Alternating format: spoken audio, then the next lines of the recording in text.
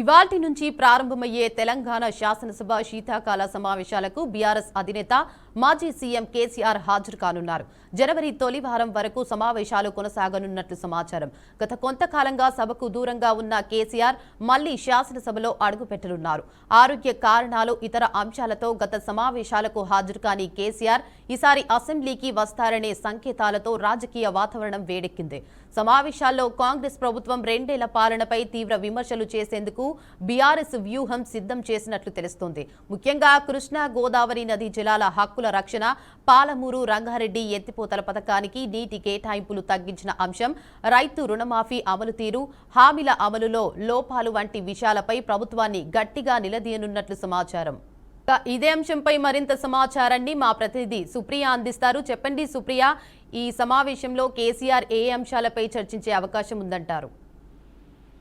దేవిక, ఇవాళ తెలంగాణ అసెంబ్లీ శీతాకాల సమావేశాలు ప్రారంభం కానీ 5 రోజుల పాటు జరగనున్న సమావేశాలలో నీళ్ల గొడవ నిపుణులు గురించి మాట్లాడబోతున్నారు. అయితే సర్కార్ వైఫల్యాలను ప్రశ్నించేందుకు ఇటు సిద్ధం చేసుకున్నామని కూడా ఇటు బీఆర్ఎస్ బీజేపీ చెప్తుంటే, విపక్షాల అస్త్రాలను చిత్తు చేసే పాశు ప్రధానం తమ దగ్గర ఉందని అధికార పార్టీ చెబుతుంది. అయితే దాంతో అసెంబ్లీ సమావేశాలు అయితే ఈ రోజు మొదలవ్వబోతున్నాయని చెప్పాలి. అసెంబ్లీలో అధికార పార్టీ తప్పులను ఎత్తి చూపుతుంది బీఆర్ఎస్. అయితే అలాగే పాలమూరు ప్రాజెక్టు సహా కీలక అంశాలపై ప్రభుత్వాన్ని నిలదీస్తామంటుంది. అయితే కాంగ్రెస్ ప్రభుత్వం ఇచ్చిన హామీలు, విద్యార్థుల ఫీజు రియంబర్స్మెంట్ అంశాలను సభలో తీయబోతున్నారు. అయితే బీఆర్ఎస్ నేతలు ఇప్పటికే ఎమ్మెల్యేలు, ఎమ్మెల్సీలకు దిశానిర్దేశం చేశారు గులాబీ బాస్ కేసీఆర్. అయితే హిల్ట్ భూములపై అసెంబ్లీలో చర్చించాలన్నారు. అయితే బీజేపీ నేత మహేశ్వర్ రెడ్డి ఫుట్బాల్ కోసం 100 కోట్లు వృధా చేశారని, ఫ్యూచర్ సిటీ పేరుతో రియల్ ఎస్టేట్ చేసిన విషయాలను కూడా సభలో ప్రస్తావిస్తామన్నారు. అయితే ప్రజా సమస్యలపై చర్చించేందుకు 4 రోజుల పాటు అసెంబ్లీ సమావేశాలు నిర్వహించాలన్నారు మహేశ్వర్ రెడ్డి. అయితే మరోవైపు విపక్షాల విమర్శలన్నిటికీ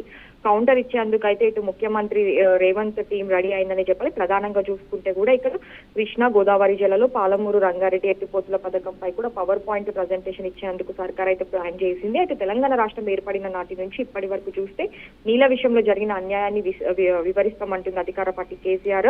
అయితే ఆరోపణలన్నిటికీ కౌంటర్ ఇస్తామని కూడా చెప్తున్నారు. అయితే ఇక కాంగ్రెస్ నేతలు మొన్నటి దాకా కేసీఆర్ బయటికి రావాలని డిమాండ్ చేశారని, అయితే ఒక ప్రెస్ మీట్ పెడితే వారం రోజుల నుంచి అయినా బయటకు వస్తారంటూ కూడా ఇటు బీఆర్ఎస్ వర్కింగ్ ప్రెసిడెంట్.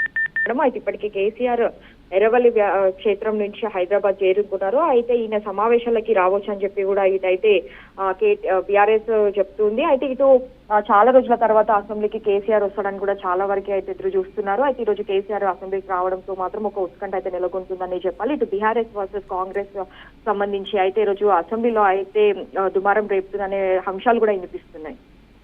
సో ఈ సమావేశానికి కేసీఆర్ తో పాటు బీఆర్ఎస్ నేతలు ఇంకెవరెవరు హాజరయ్యే అవకాశం ఉంది? కేసీఆర్ తో పాటు అసెంబ్లీలో చూసుకుంటే ఇటు కేటీఆర్, హరీష్ రావు, సబితా ఇంద్రారెడ్డి, మల్లారెడ్డి, పద్మారావు, కేపీ వివేకానంద వీళ్ళు హాజరయ్యే ఛాన్సెస్ అయితే కనిపిస్తున్నాయని తెలుస్తుంది. అయితే ఏదేమైనప్పటికీ కూడా వీళ్ళంతా హాజరైనప్పటికీ కూడా మొత్తం కాంగ్రెస్ యొక్క టార్గెట్ ఇటు కాంగ్రెస్ పాలనలోకి వచ్చి 2 ఏళ్ళు అయిపోతున్నప్పటికీ కూడా ఇచ్చిన హామీలు నెరవేర్చకపోవడం పైన కూడా ఈరోజు ప్రధానంగా మాట్లాడాలని కూడా చర్చలు వినిపిస్తుంది. సో కేసీఆర్ ప్రశ్నలకి అధికార పార్టీ వాళ్ళు ఎట్లాంటి సమాధానాలు ఇచ్చే అవకాశం ఉందంటారు? ఇటు ఒక వైపు చూస్తే ఇప్పటి వరకు కూడా చూసుకున్నప్పటికీ అయితే ఇటు బీఆర్ఎస్ నుంచి కాంగ్రెస్ పైన వాళ్ళు బీఆర్ఎస్ పైన విమర్శలే వినిపిస్తున్నాయి. కాబట్టి ఈరోజు అసెంబ్లీలో కూడా చూసినప్పటికీ కూడా ఇటు కాళేశ్వరం ప్రాజెక్ట్ అవ్వచ్చు, లేదంటే రంగారెడ్డి పాలమూరు ప్రాజెక్ట్ కి సంబంధించిన దానిపైన కూడా చూసినప్పటికీ కూడా ఇటు కేసీఆర్ అడిగే ప్రశ్నలకి మాత్రం ఇటు రేవంత్ సర్కార్ అయితే కేసీఆర్ పైన తప్పు ఎత్తి చూపించే అవకాశాలు అయితే కనిపిస్తున్నాయి. దానిపైన కేసీఆర్ నుంచి బీఆర్ఎస్ నుంచి ఏం వినిపిస్తుంది అని చెప్పి ఇది చూడాల్సింది. Right. Thank you for the update, Supriya.